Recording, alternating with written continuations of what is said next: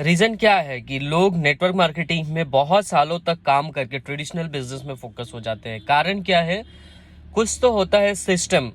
जब कंपनियां बड़ी हो जाती है, जब कुछ कंपनी में लोग काम करते करते उसमें सालों गुजार देते हैं, अपना सब सब चीज़ उसमें लगा देते हैं, उसके बाद कुछ ऐसा दिक्कत उन लोगों को सामना करना पड़ जाता है।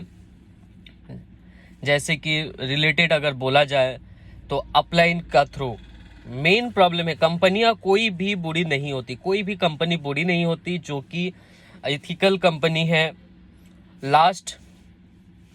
लास्ट में नेटवर्क इंडस्ट्री में 8-9 साल से मैं जुड़ा हुआ हूँ, और बहुत सारे 8-9 साल यानी कि एक अच्छा एक्सपीरियंस।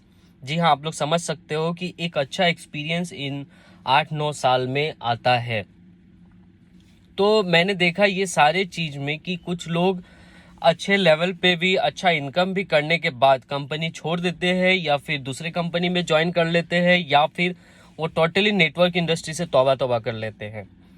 वजह क्या है कि कुछ उन लोगों के काम करने के दौरान कुछ ऐसा परेशानी का सामना करना पड़ जाता है जिससे कि ना ही उनका अपलाइन उनको सपोर्ट कर रहा है। वो रीज़न क्या है? वो रीज़न, पहला रीज़न है कि उनके अपने मेंटर्स, जिनको बोल बोल के वो थक जाते थे कि ये मेरा लाइफ चेंजर है, ये मेरा मेंटर है, इनके बदौलत सब कुछ हुआ, वगैरह वगैरह बहुत सारी बातें होती है। आप लोग समझ पा रहे हो कि मैं क्या बोलना चाहता हूँ कि अपलाइन को इतना टॉप लेवल पे रखते हैं वो उनके मेंबर्स, उनके डाउनलाइन, कि उनसे बढ़ के इस दुनिया में कोई नहीं होता। और कुछ समय के बाद यही अपलाइन वो अपने डाउनलाइंस का टीम को तोड़ना स्टार्ट कर देते हैं। और कहीं ना कहीं हर वो नेटवर्कर को पता है मैं जो बताना चाह रहा हूँ कि क्या मैं सही हूँ या गलत हूँ। अगर सही हूँ या गलत हूँ तभी भी आप लोग अपना एक्सपीरियंस इस कमेंट बॉक्स में डाल सकते हो कि क्या मैं गलत बोल रहा हूँ या सही बोल रहा हूँ। उसके बाद जब ये सब प्रॉब्लम्स लोग अपने कंपनी के ओनर्स को, एमडी लोग को बताते हैं, तो उन्हें भी नज़रअंदाज कर दिया जाता है। यानी कि जब कंपनियां बड़ी होती है, जब कंपनी बड़ी होती है, जिस इंडस्ट्री में आप काम कर रहे हो वो कंपनी बड़ी हो जा रही है, तो काफ़ी लोगों का मैसेजेस, काफ़ी लोगों का मेल्स को वो लोग अवॉइड करते हैं।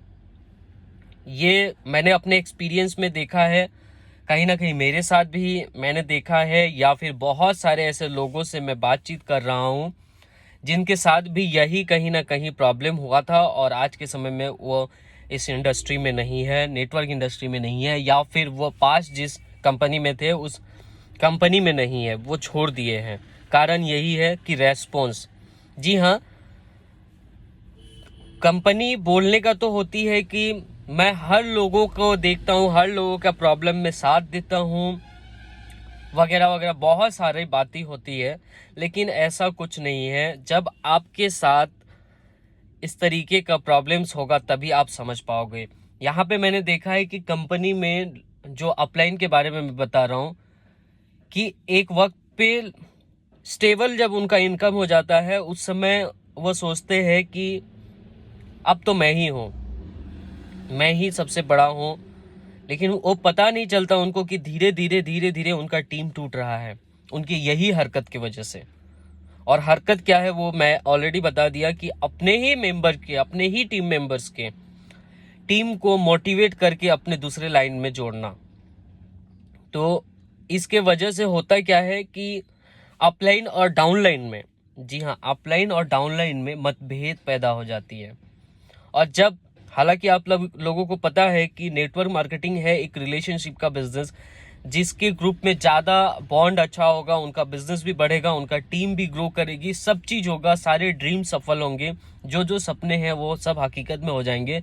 लेकिन ये जो स्टार्टिंग से जो ये चलते आ रहा है, ये कंपनी को भी सोचना चाहिए कि एक ही मेंबर डबल आईडी नहीं लगा सकता। लेकिन यहाँ पे होता है क्या है कि टीम मेंबर्स अपने मेंटर्स को बुलाते हैं या फिर इंट्रोड्यूस करते हैं, यहाँ पे डाउनलाइंस एक एक करके जोड़ा जा रहा है, वो लोग मेहनत कर रहे हैं, लेकिन उसी में एक अजूबा आता है, कुछ मीटिंग्स करने, इंट्रोडक्शन हो जाता है, मेल मिलाप हो जाता है जब डाउनलाइंस और अपलाइन के अपलाइन से, तो वो अपलाइन से कनेक्ट हो जाते हैं डाउनलाइन। जब कनेक्ट हो जाते हैं, जब रिलेशन बनना शुरू हो जाता है, तो इसी का फ़ायदा जो अपलाइंस है वो उठाना शुरू कर देते हैं। उनके ही टीम को, उनके ही जेनोलॉजी से, उनके ही ग्रुप से वो टीम को कन्विंस करके कहीं और ज्वाइन कराना शुरू करते हैं, और इससे बहुत बड़ा गैप एक तैयार हो जाता है। और मजबूरन उस डाउनलाइन के साथ जो हो रहा है वो आप समझ पा रहे हो कि कितना मेहनत लगता है एक टीम को सक्षम टीम बनाने के लिए, एक टीम बनाने के लिए, 10 लोगों का ग्रुप बनाने के लिए कितना मेहनत लगता है, और उसका फ़ायदा कोई और उठा लेता है। और कुछ कंपनियां ऐसी है, मैं नाम नहीं मेंशन करूंगा, कि ये इस तरीके के प्रॉब्लम्स को अगर आप कंपनी में, हेड ऑफिस में अगर बता रहे हो, तो उसका भी रिस्पॉन्स नहीं दिया जाता। क्यों?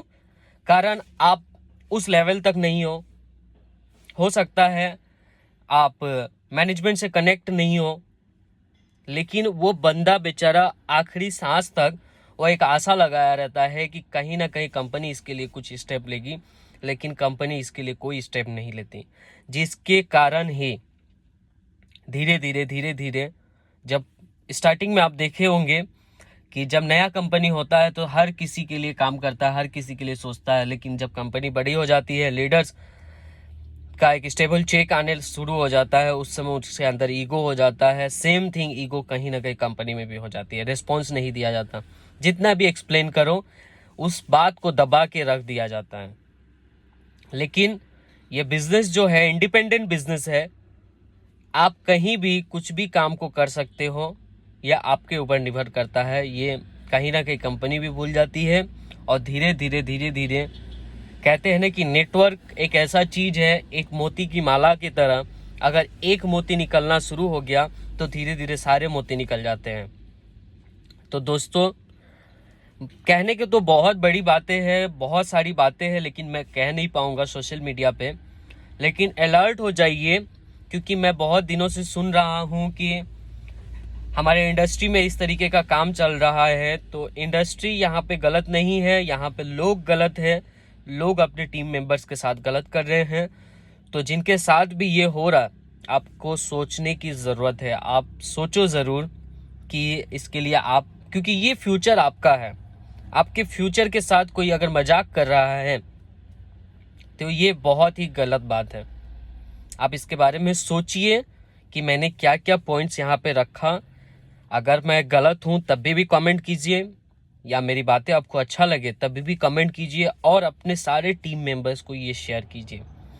क्योंकि आप ये जो कंपनी में काम कर रहे हो, आप दिन रात मेहनत कर रहे हो, और इस तरीके का अगर घटना होना शुरू हो जाए तो कहीं ना कहीं आप जिस इंडस्ट्री में हो, आप जिसके साथ काम कर रहे हो, या फिर वो इंडस्ट्री सही नहीं है, या फिर वहाँ के मैनेजमेंट सही नहीं है, या फिर आपके अपलाइन सही नहीं है।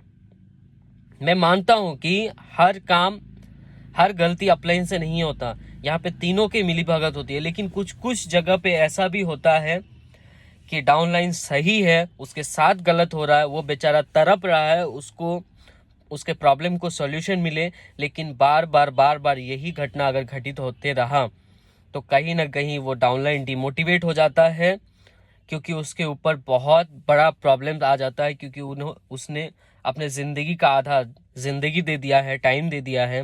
इसके बावजूद भी उसको अगर इंसाफ ना मिले तो वो तो ज़रूर अलग एक डिसीजन लेने पर मजबूर होगा ही। तो दोस्तों, अगर यही काम आपके साथ भी हो रहा है तो आप बैठिए अपने ग्रुप मेंबर्स के साथ। अगर आपके टीम का अपलाइन सही है तो उनको ये प्रॉब्लम्स बताइए, अगर सही नहीं है तो आप अपने एंटायर टीम के साथ बैठिए और एक डिसीजन ज़रूर लीजिए। क्योंकि अगर आप डिसीजन नहीं लोगे और इसी तरीके से आप काम करते रहोगे तो आपका फ्यूचर, आप जो सपने लेकर के आए हो, जिस सपने के लिए आप दिन रात मेहनत कर रहे हो, वो ज़ीरो तो है ही और भी ज़ीरो बन जाएगा। Thank you.